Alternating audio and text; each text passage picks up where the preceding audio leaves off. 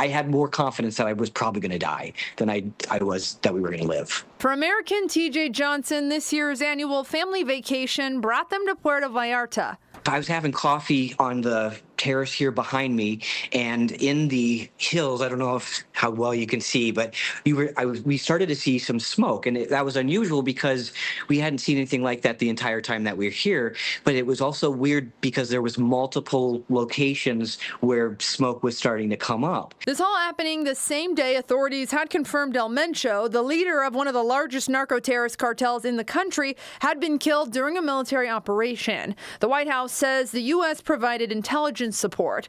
In the hours that followed, the cartel responding to its leader's death with widespread violence, footage of vehicles on fire and blocked highways. It almost was like you were on a Universal Studios ride, if that makes any sense, but also feeling like you might not live. Johnson and his family packed up and headed to the airport, trying to get out of the situation. We turned onto a road that was typically very busy, and it was not. It was very odd. There was no traffic. There was nothing. And then you went down a little further, it kind of turning as we were headed to the airport, and burning buses and burning taxis.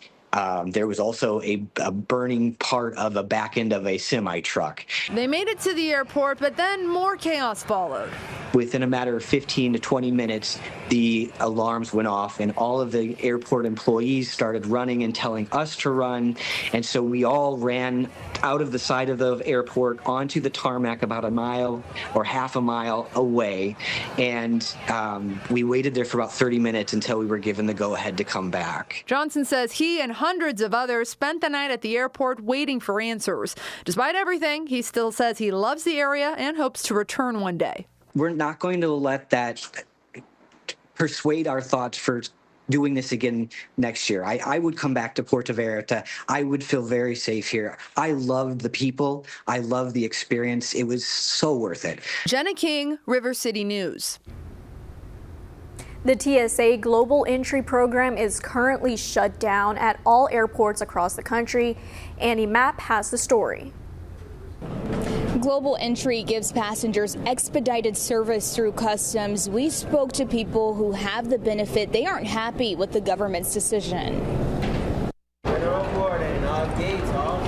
It's quite an inconvenience. The country's Global Entry program is shut down, and it's unclear when it could return. As you do with any other service, if there's some type of service that's being paused, you're provided a reimbursement of some sort. So I would appreciate if the government would give folks a reimbursement. Global Entry is a U.S. Customs and Border Protection program that allows pre-approved travelers to use expedited kiosks when coming into the country from abroad. The Department of Homeland Security announced the service would be stopped Sunday due to the partial government shutdown. DHS says the measure is to redirect staffing resources amidst halted funding to the agency. Emory University professor of information systems Ramnat Shalapa says it's an odd decision. Because the whole purpose of global entry is to minimize human interaction. So there are really not that many TSA employees that are required to facilitate global entry because it is not manned by human beings. We use a machine, we put our passport, or there is an automatic, image recognition, and then there is one officer who kind of verifies that they've actually come through the line. Right now, it's unclear how the pause will impact airports across the country, as again, this just went into effect this weekend.